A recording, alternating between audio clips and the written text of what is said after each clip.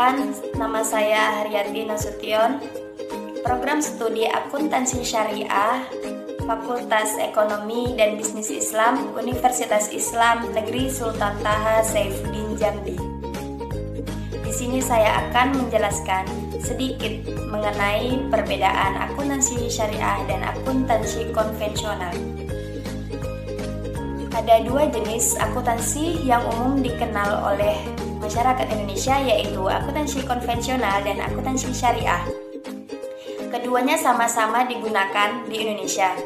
Akuntansi syariah sudah bukan merupakan jenis akuntansi yang asing. Tak jarang akuntansi ini jarang digunakan oleh perusahaan berbasis konvensional. Keduanya jelas memiliki perbedaan, meski secara garis besar memiliki prinsip yang relatif sama.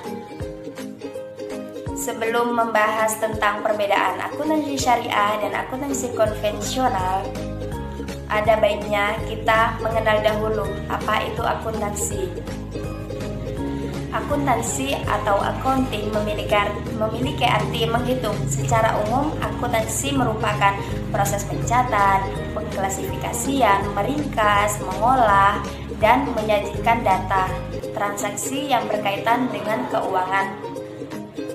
Akuntansi konvensional itu sendiri berfokus untuk pelaksanaan kerja manajer dalam menjaga investasi yang dipercayakan oleh pemilik atau kreditor kepada dirinya.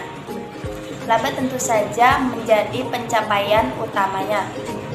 Berkaitan dengan ideologi, akuntansi dipengaruhi oleh berbagai ideologi. Namun yang paling dominan adalah ideologi kapitalisme. Hal ini juga diamini oleh berbagai ahli.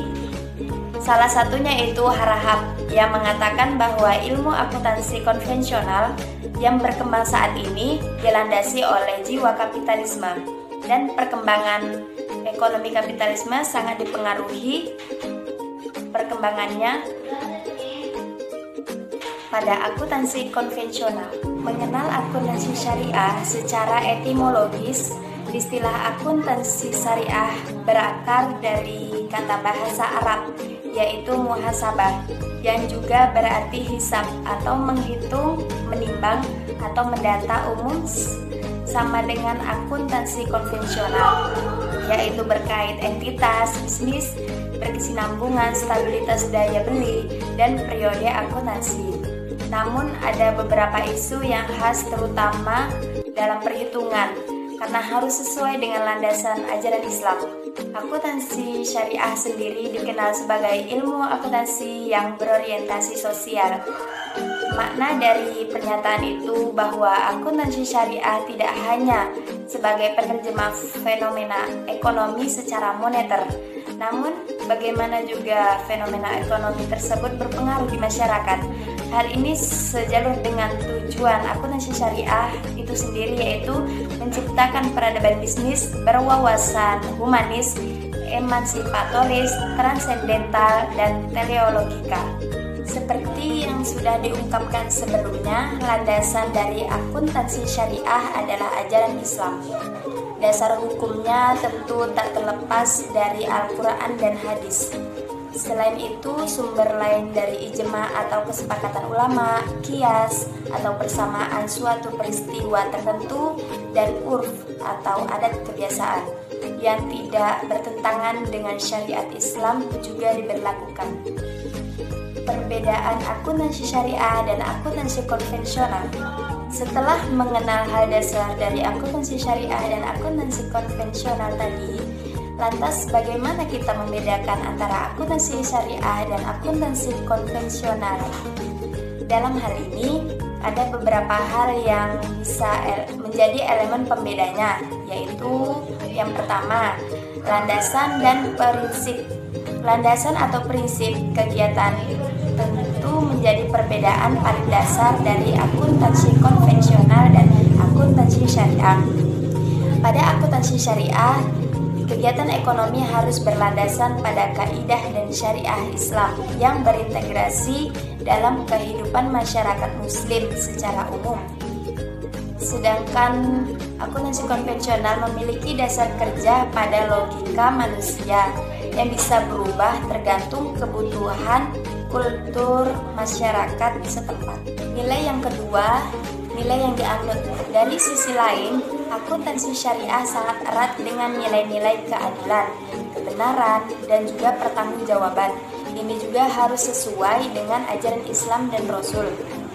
Apalagi dalam Islam, ketiga hal tersebut sangat penting pada pengaruh keputusan dan tindakan seseorang hingga bisa memengaruhi orang lain.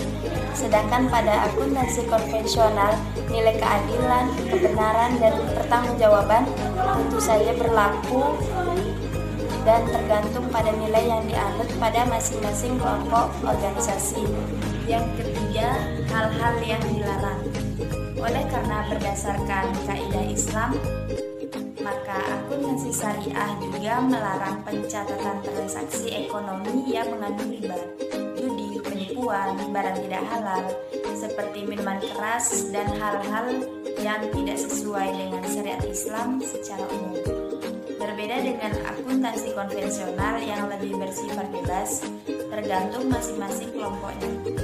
Yang keempat, konsep penilaian.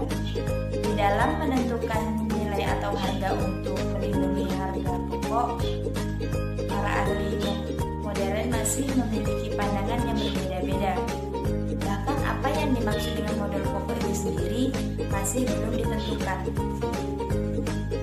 Berbeda dengan akuntansi syariah, konsep penilaian didasarkan pada nilai tukar yang berlaku. Hal ini dilakukan untuk melindungi modal pokok dari segi kemampuan produksi di waktu mendatang. Yang kelima, konsep modal. Secara akuntansi konvensional, konsep modal dikenal menjadi dua bagian, yaitu modal tetap atau aktiva tetap dan modal beredar atau aktiva lancar. Perbedaannya dengan akuntansi syariah, di mana modal pokok dibagi menjadi dalam dua hal, yaitu uang atau cash dan harta barang atau stok. Modal berupa barang itu sendiri dibedakan menjadi dua, yaitu barang milik dan barang dagang. Dalam Al-Quran terdapat beberapa ayat yang dapat dikaitkan dengan praktek akuntansi. Berikut ini adalah beberapa ayat Al-Quran landasan akuntansi syariah. Yang pertama, Quran Surah Al-Baqarah ayat 282 yang artinya, dan Quran Surah An-Nisa ayat 58 yang artinya, Hai orang-orang yang beriman, apabila kamu bermuamalah tidak secara tunai untuk waktu yang ditentukan, hendaklah kamu menuliskannya, dan hendaklah seorang penulis di antara kamu menuliskannya dengan benar. Dan janganlah penulis enggan menuliskannya sebagaimana Allah mengajarkannya. Maka hendaklah ia menulis, dan hendaklah orang yang berhutang itu mengimlakkan apa yang akan ditulis itu. Dan hendaklah ia bertakwa kepada Allah Tuhannya, dan janganlah ia mengurangi sedikit pun daripada hutangnya. Jika yang berhutang itu orang yang lemah akalnya, atau lemah keadaannya, atau dia sendiri tidak mampu mengimlakkan, maka hendaklah walinya mengimlakkan dengan jujur. Dan persaksikanlah dengan 2 orang saksi dari orang-orang lelaki di antaramu. Jika tak ada 2 orang lelaki, maka boleh seorang lelaki dan 2 orang perempuan dari saksi-saksi yang kamu ridhoi. Supaya jika seorang lupa, maka seorang mengingatkannya. Janganlah saksi-saksi itu enggan memberi keterangan apabila mereka dipanggil.